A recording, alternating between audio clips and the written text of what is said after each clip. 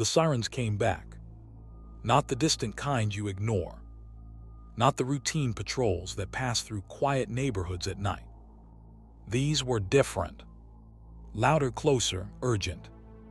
In the still, upscale silence of the Catalina foothills, something had changed.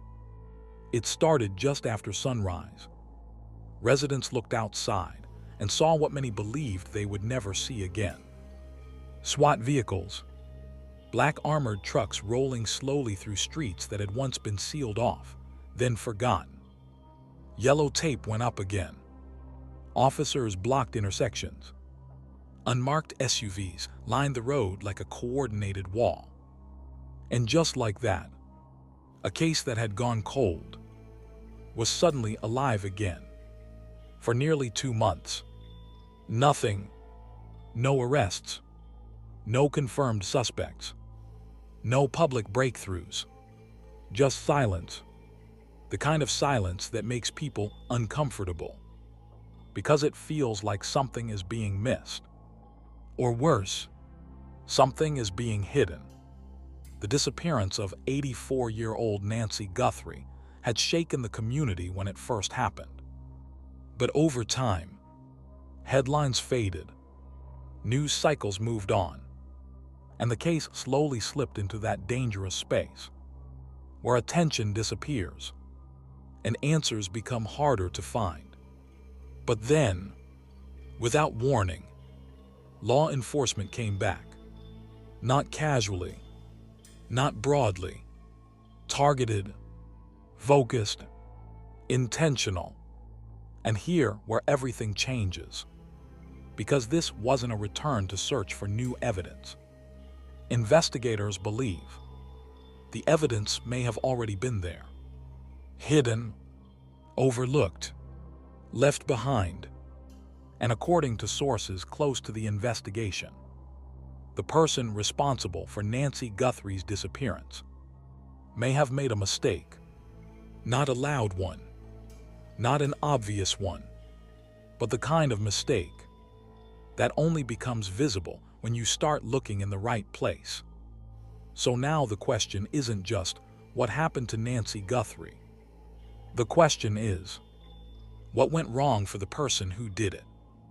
Because for weeks, this crime looked perfect, carefully executed, clean, controlled, planned, almost too perfect. But if investigators are right, somewhere in that perfection, something slipped, and that single error may be enough to unravel everything. Now here's what makes this even more unsettling. This wasn't just a random act. It didn't happen by chance. It didn't happen in chaos. This happened in one of the safest neighborhoods in the region. A place where people don't expect violence, where routines are predictable, where security feels guaranteed. And yet, someone got in, someone got close, and someone took Nancy Guthrie without a trace. So stay with me on this, because what investigators are now uncovering doesn't just point to who might be responsible. It points to something far more dangerous, how close they may have been the entire time. Before we go further, I want you to think about this. If someone committed what looked like a perfect crime, what kind of mistake could possibly expose them? Hold on to that thought, because the answer might be hidden in plain sight. February 1st, a quiet night in the Catalina foothills. No alarms, no warnings, no indication that anything was about to go wrong. At exactly 9:48 p.m., Nancy Guthrie returned home. Security footage shows her car pulling into the driveway, slow, steady, familiar. Nothing unusual. No vehicles following her. No figures lurking in the shadows. Just an 84-year-old woman returning to what should have been the safest place she knew. Her home. 2 minutes later, 9:50 p.m., the garage door closes. And just like that, Nancy Guthrie disappears from public view. What happens next? No one sees. Hours pass. The neighborhood remains still. No reported disturbances. No calls to police. No sounds of struggle. Then, 1:47 a.m. Something changes. The camera system inside the home goes dark. Not flickering, not malfunctioning randomly. It stops. Clean, precise, intentional. And that moment, 1:47 a.m., becomes one of the most important timestamps in the entire investigation, because it suggests something critical. Whoever was inside that home knew exactly what they were doing. Now think about that. This wasn't a smash and grab.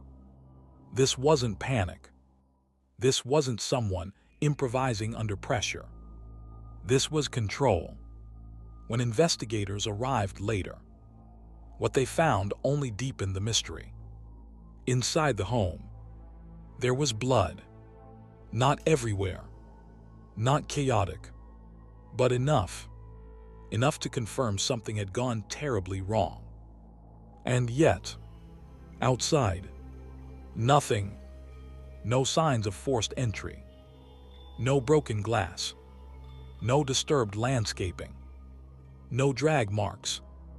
No evidence that anyone had been taken out against their will. It was as if the crime had been contained entirely within the walls. Even more disturbing, there were no witnesses. No neighbors reporting suspicious movement. No unusual sounds in the night. No passing vehicles caught on nearby cameras that stood out. In a neighborhood designed for visibility and security, this event went completely unseen, which forces a difficult conclusion. This wasn't random. This wasn't someone wandering in by chance. This wasn't an opportunistic break-in. This was targeted. Whoever did this knew the environment, knew the timing, and possibly knew Nancy, because to enter a home that quietly, to remain inside long enough for something to happen, and to leave without creating visible chaos, requires more than courage. It requires planning. And that's exactly how investigators began to see it. Not as a mystery of what happened, but as a blueprint of how it was executed. Imagine this for a second. You're planning something like this. You don't rush. You don't improvise. You prepare. You study routines. You understand when someone is alone. You identify blind spots, not just in cameras, but in human attention. And most importantly, you eliminate risk, because one mistake changes everything. Let me ask you this. If someone pulled off something this controlled, this quiet, this precise, what does that tell you about them? Were they watching for days, weeks, or even longer?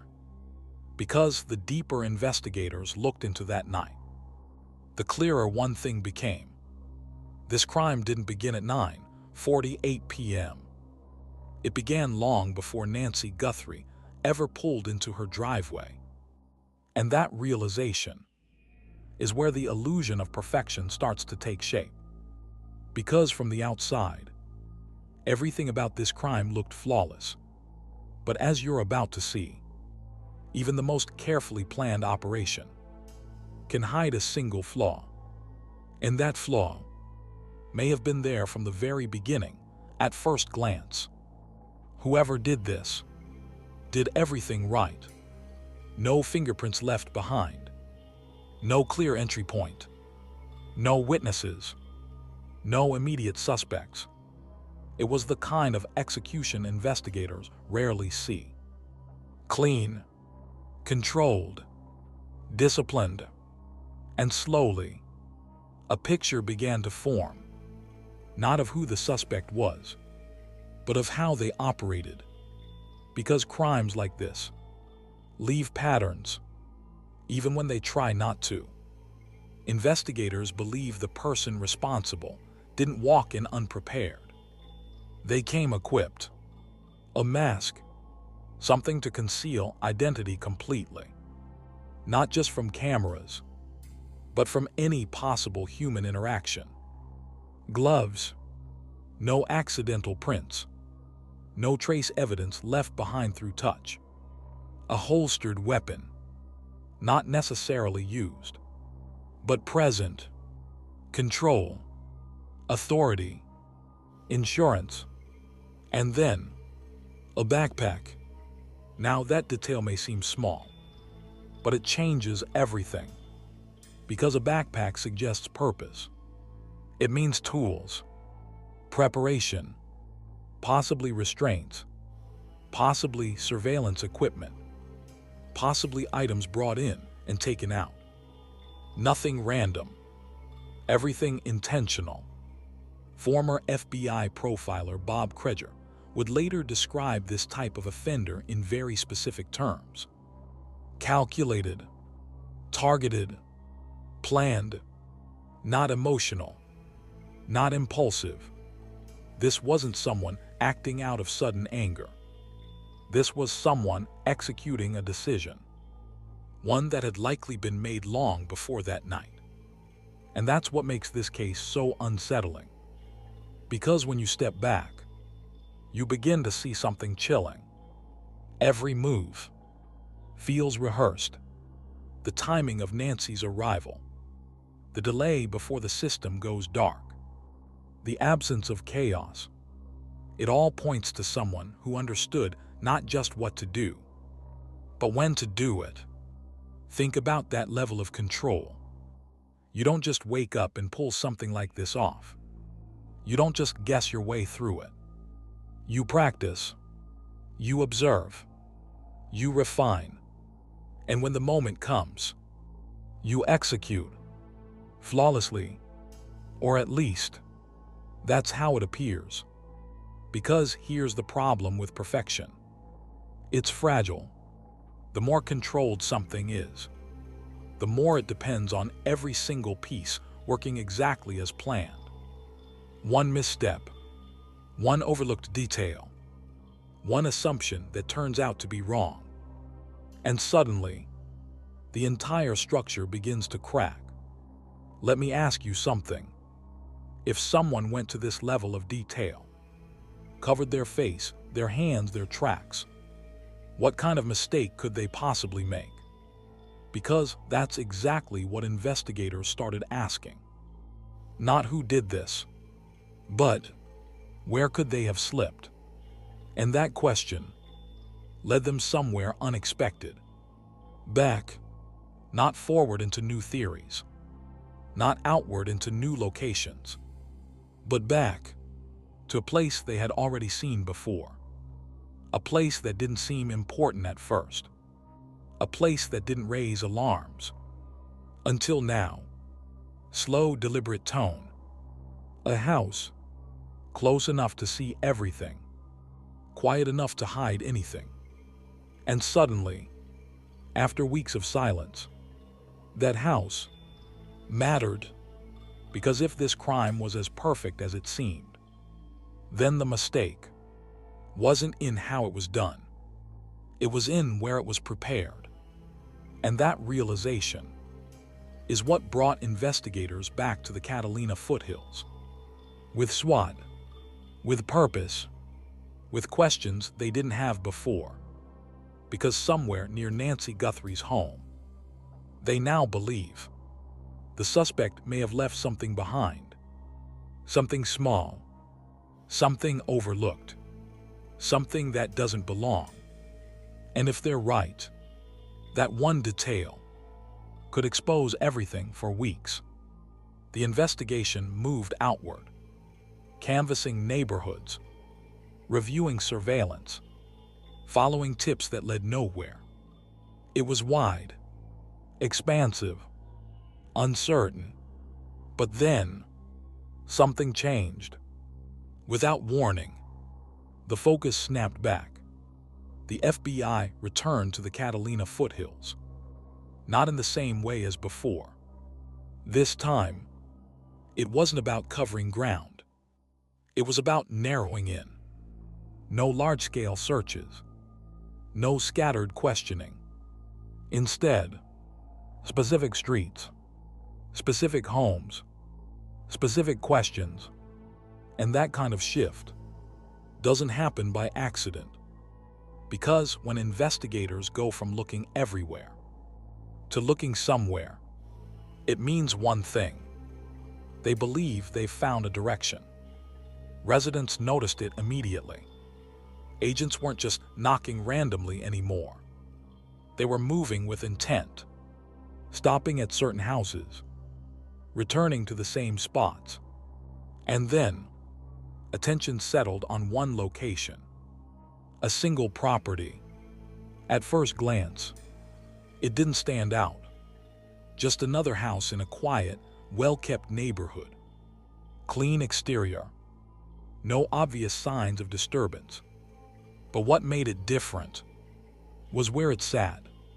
Close enough to Nancy Guthrie's home that someone inside could observe movement, could track patterns, could watch without being seen. And that proximity changed everything, because now investigators weren't just asking what happened inside Nancy's home. They were asking what happened nearby before it. This wasn't about the crime scene anymore. This was about a possible pre-crime scene, a place where someone could prepare, wait, plan, a place that turns a theory into something physical. Think about this for a second. If you were trying to execute something this controlled, would you risk showing up blind? Or would you position yourself close enough to watch everything unfold in real time? Because that's exactly what investigators are now considering. And then, something even more interesting surfaced. 2 reports, 2 timelines, both connected to that same property. Journalist Brian and Tin reported one version.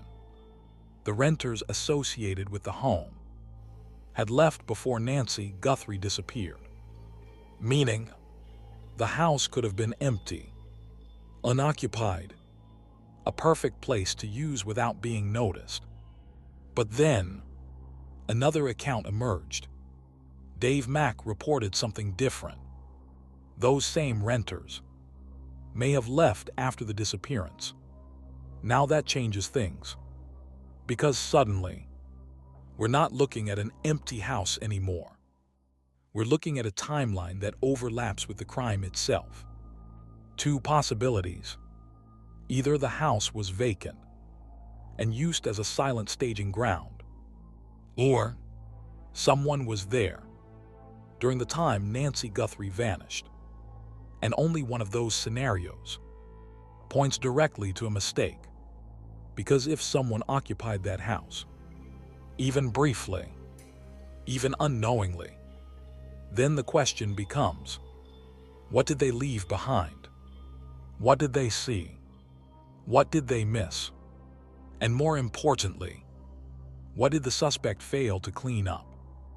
This is where the investigation shifts from theory to vulnerability, because up until now, the suspect looked untouchable, careful, precise, invisible. But a nearby location, a fixed point, changes the rules, because movement leaves patterns, time leaves traces, and locations leave evidence. So let me ask you, which version do you believe? Was the house empty, waiting to be used, or occupied at the worst possible time? Because whichever answer is true, it leads to the same chilling conclusion. Someone was closer to this crime than anyone initially realized.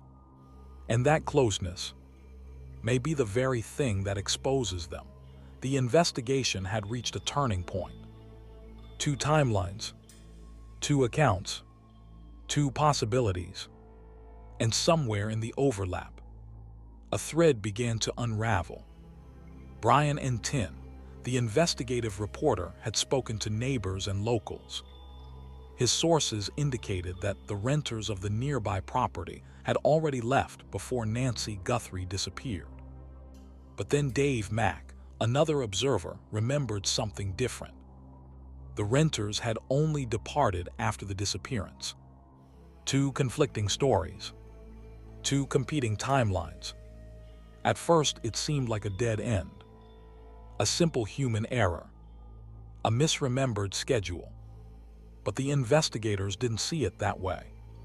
They saw a pattern, a contradiction. One timeline placed activity in the house before the crime. The other timeline suggested activity afterward. And in the careful scrutiny of this overlap, something caught their attention. A detail too small for casual observation, but too important to ignore.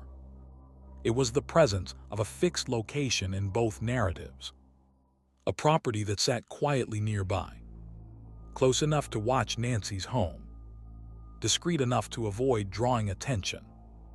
Investigators began to consider that this might not just be a coincidence.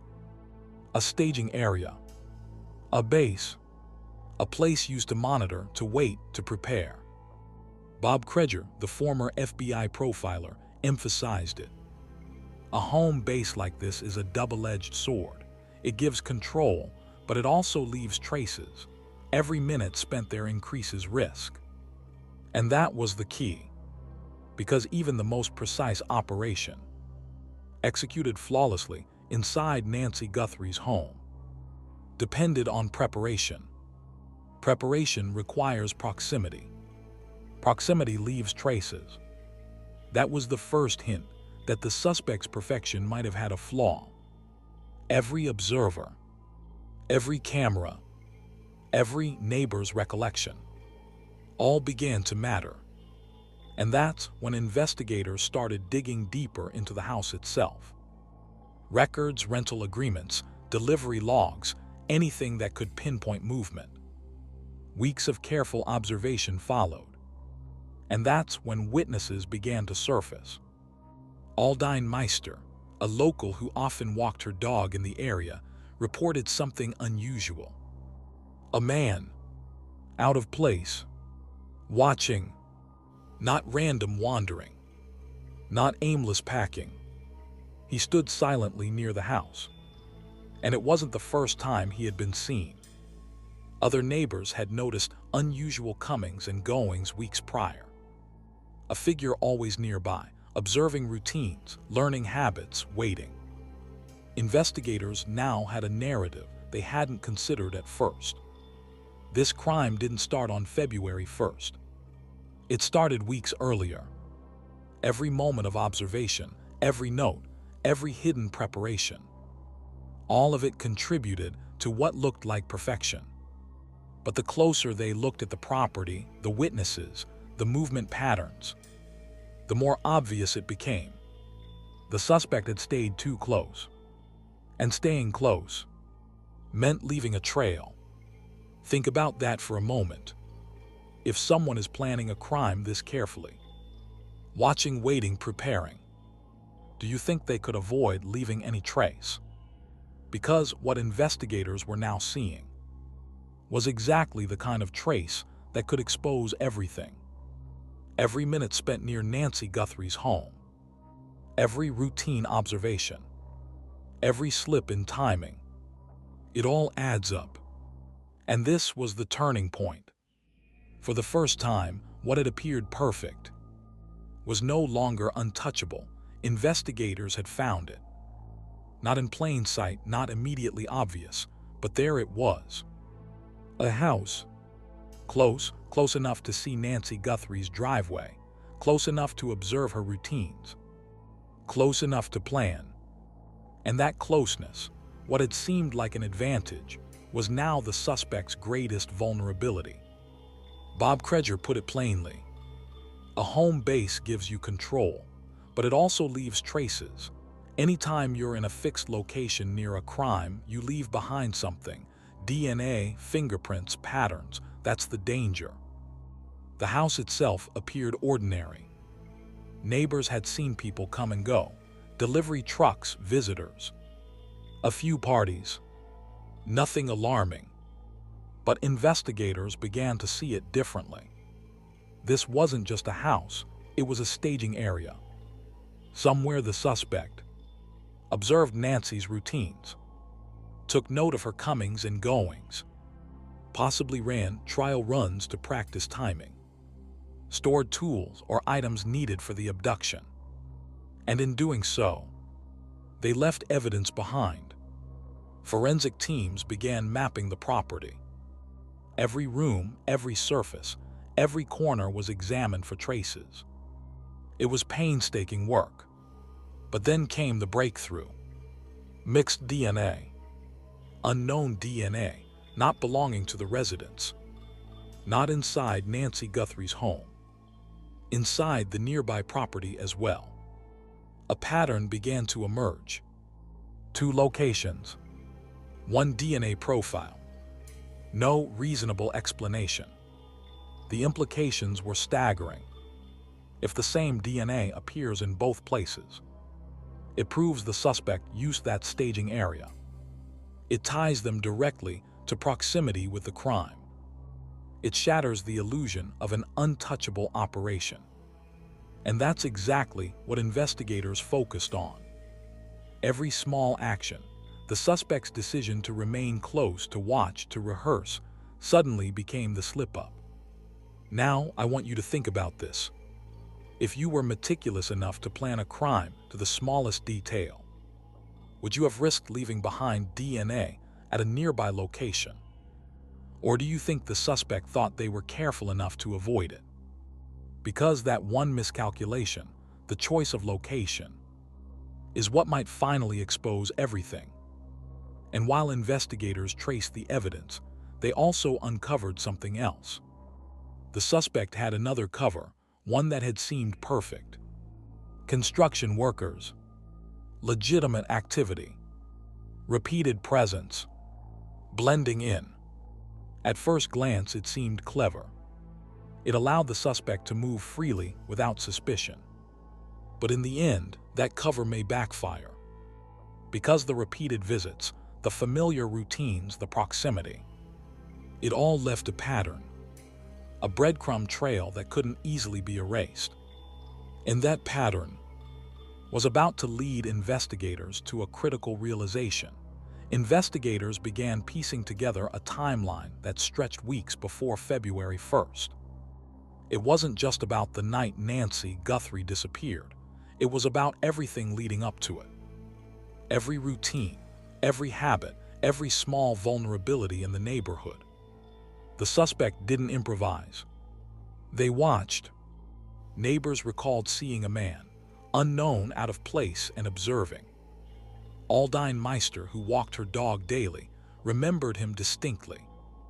He was there a lot, just standing, watching. Didn't say a word, didn't interact, but he was always looking at the houses. Weeks of subtle surveillance. Tracking movements.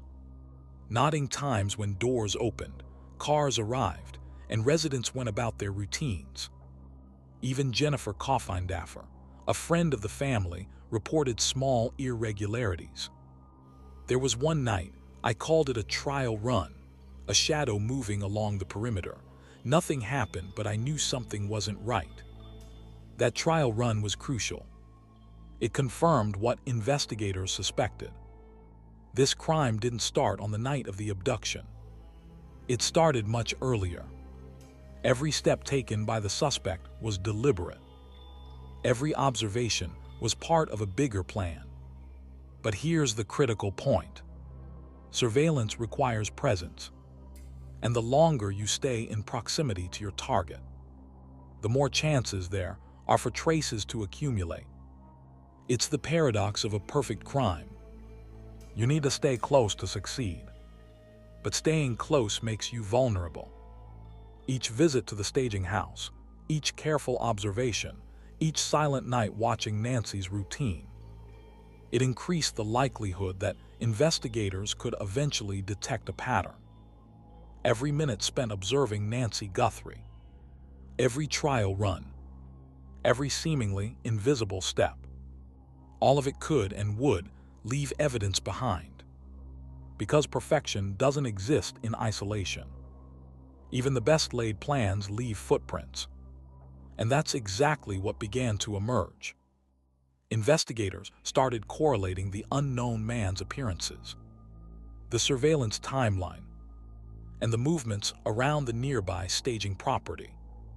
It became clear. The suspect's biggest strength, their meticulous preparation, was also their greatest weakness.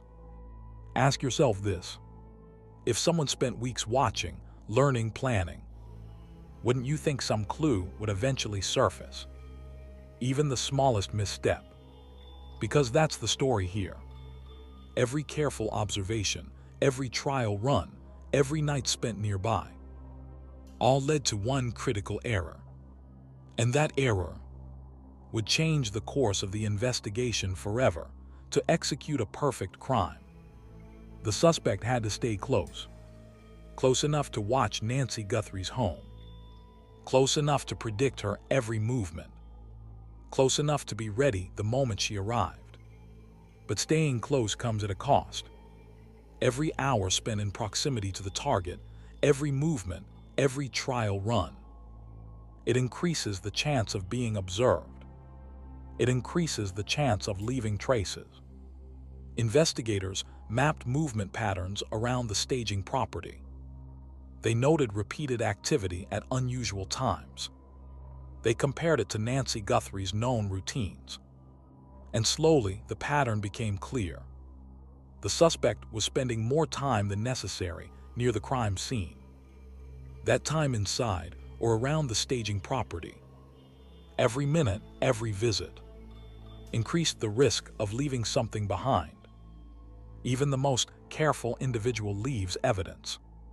A door handle touched, a surface brushed, a small hair left behind, a fingerprint or worse, DNA.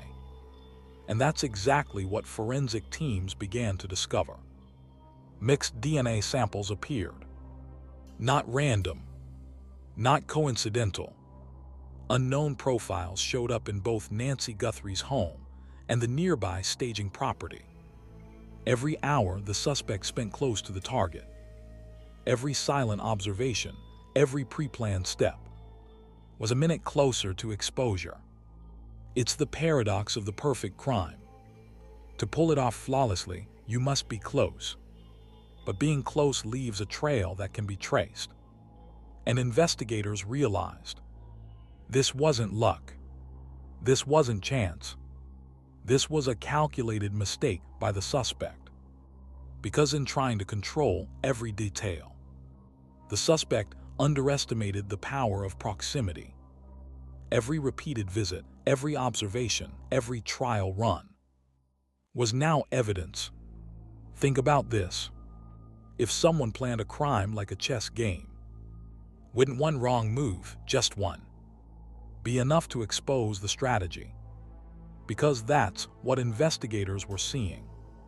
The suspect's careful planning, the weeks of surveillance, the hours spent nearby, all pointed to one fatal flaw. They stayed too close.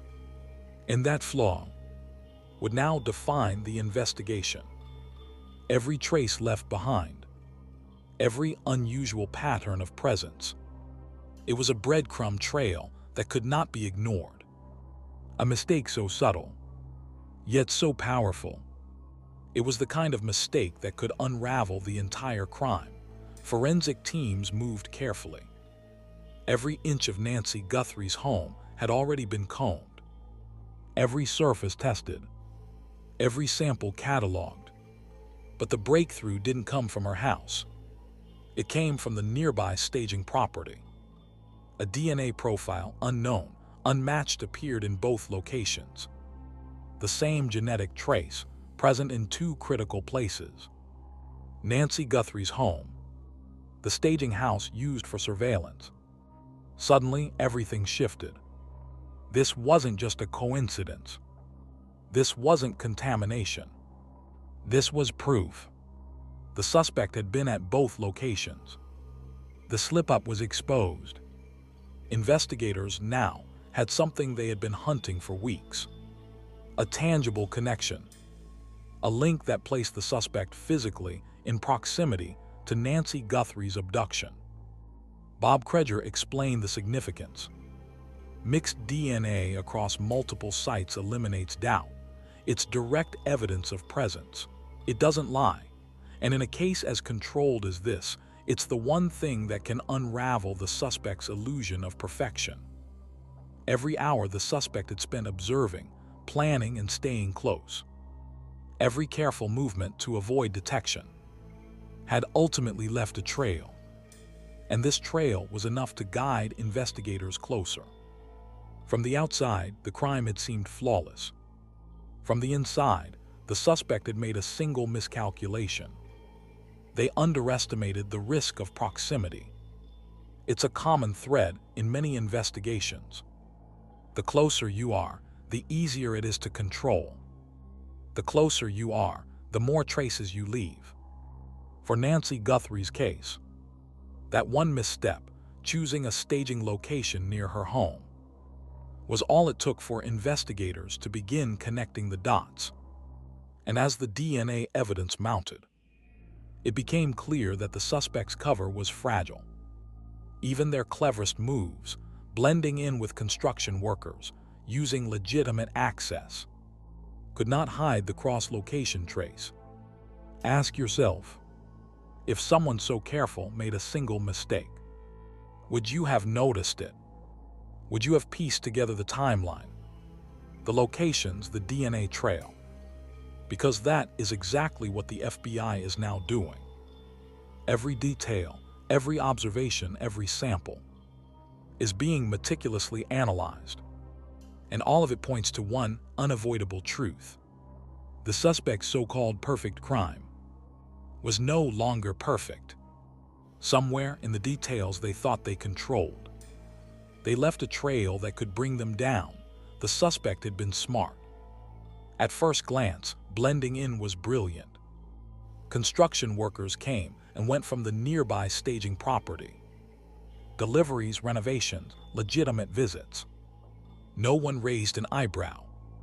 It was the perfect cover. They moved freely. No suspicion. No scrutiny. But investigators began to see the dark side of that camouflage. Repeated presence. Patterns emerging. Movements logged by neighbors and cameras. What was once a shield became a map. The very thing that allowed the suspect to hide was now a breadcrumb trail. Every delivery recorded. Every vehicle noted. Every unfamiliar face in the area cataloged. Even minor details, like a lunch truck parked outside, a van idling too long, were clues. And it all pointed toward a single question: who was using the cover and how often? Investigators had long suspected that the suspect had spent weeks near Nancy Guthrie's home. Now, the construction work provided a parallel source of evidence. They could cross-reference times, faces, and vehicles. They could compare DNA collected at both locations. They could map routines. The perfect camouflage, it turned out, backfired. Every move the suspect had thought invisible was now trackable.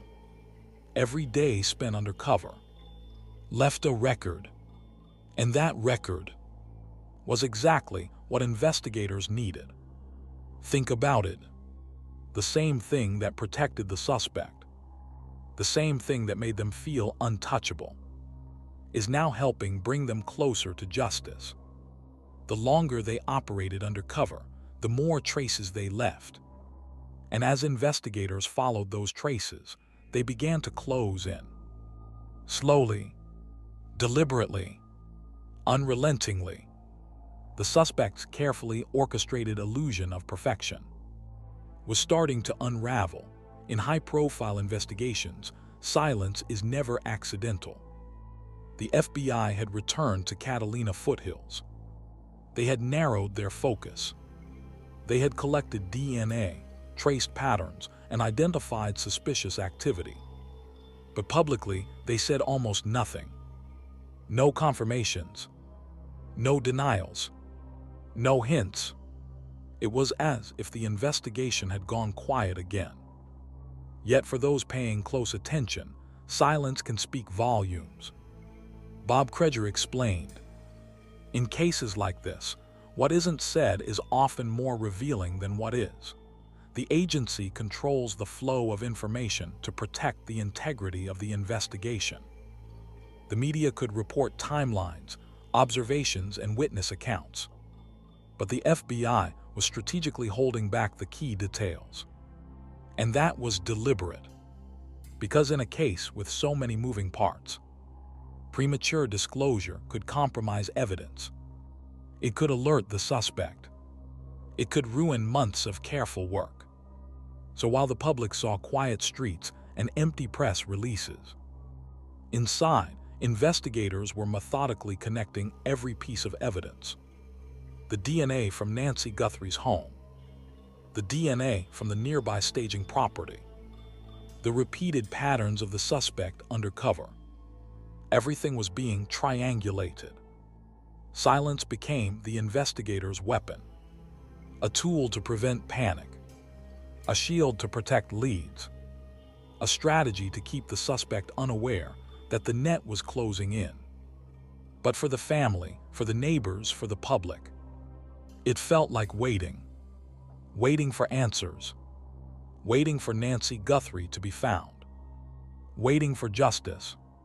And in that silence, in the careful withholding of details, the story was still unfolding. Every withheld word, every unanswered question, every pause in reporting, all of it pointed toward a single truth. Investigators were getting closer, and the suspect, carefully orchestrating the crime, was still exposed by their own miscalculations. Think about it. How often do we underestimate the power of silence? In a case like this, every pause, every omission, is part of the strategy. Because in investigations, what you don't say can be just as telling as what you do. At this stage, it's important to take a clear look at the facts. What we know: Nancy Guthrie was abducted in her own home. Blood evidence was found inside her residence. DNA samples collected indicate the presence of an unknown individual.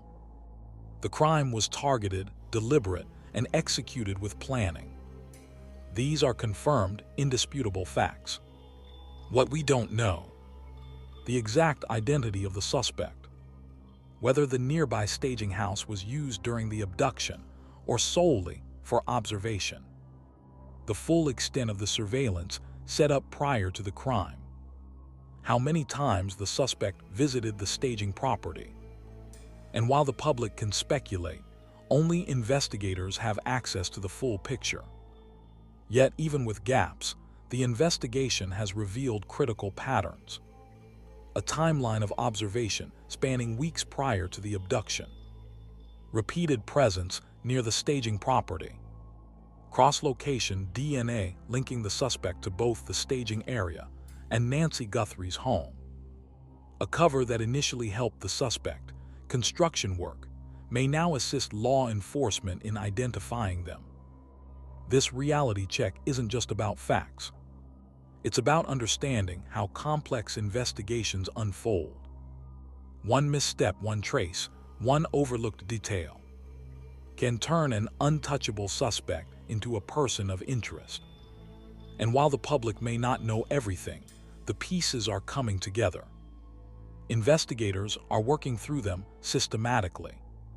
Take a moment and ask yourself, if you had only part of the evidence, how would you piece it together? Which detail would you focus on first? The DNA, the staging house, the surveillance?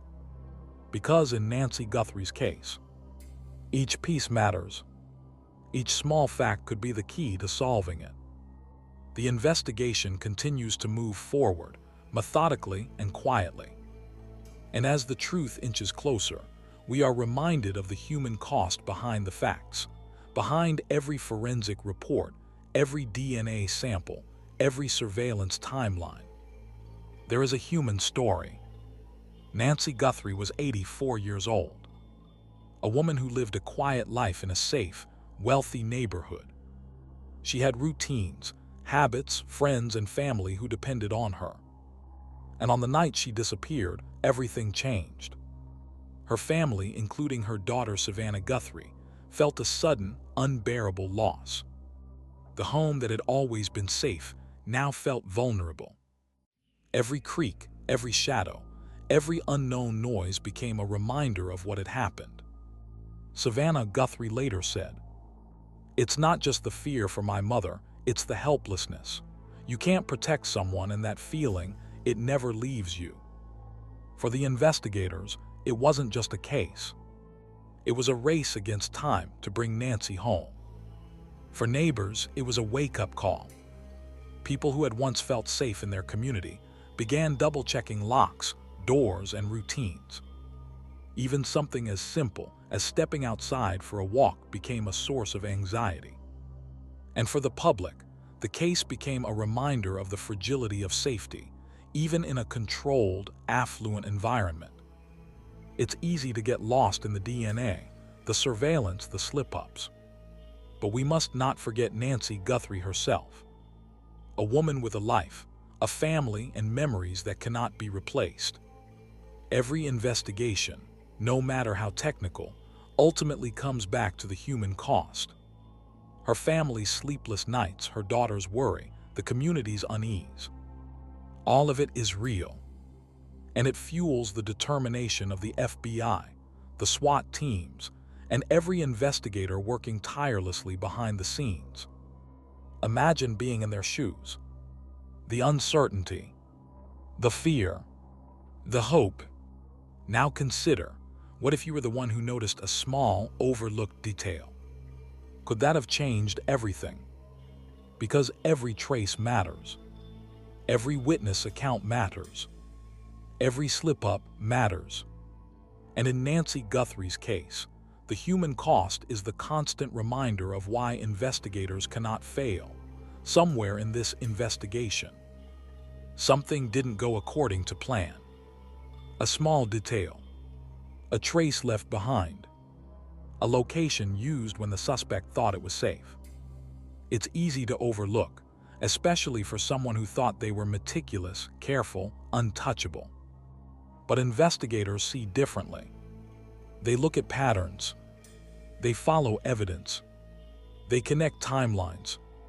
And that one slip-up, the DNA found in two places, the repeated visits to a nearby property, the careful surveillance, it refuses to disappear. The suspect may have thought they were invisible. They may have believed that the perfect crime could remain hidden. But perfection is fragile. A single miscalculation, a single trace, a single oversight can unravel even the most carefully constructed plan. As the FBI closes in, they are focusing on every known factor. The DNA trail, the staging property, surveillance patterns, witness reports. Every detail is a piece of the puzzle. Every observation brings them one step closer. And while the public waits, the slip-up still hangs in the air. It's a shadow over the investigation, a clue that refuses to be ignored.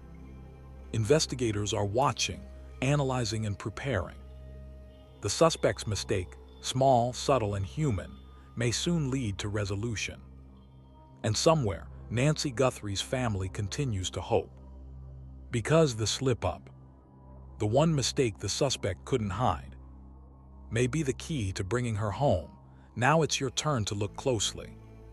The case of Nancy Guthrie is complex. It's meticulous. It's calculated. But every perfect crime has a flaw. What was the slip-up? Was it the house the suspect used nearby? The timing of their movements? The DNA trail linking two locations? Or perhaps the repeated cover of construction work that backfired? Every detail matters. Every small observation could help. And while the FBI and investigators work behind the scenes, the more eyes that pay attention, the harder it becomes for evidence to hide, the greater the chance Nancy can be found safely. Imagine being the one who notices something others overlooked. That small insight, could it change the outcome? Could it bring Nancy home? Because here's the truth. Nancy Guthrie deserves to return to her family. She deserves safety. She deserves justice. And the more people who look, the more people who think critically, the more pressure builds on that slip-up. And the closer investigators get to solving this case. Nancy is out there somewhere. And one mistake, one slip-up, may finally lead her home. If you notice something in this story, or if a detail caught your eye, comment below and share your thoughts. Because in cases like this, every observation counts. This is not just a story of crime.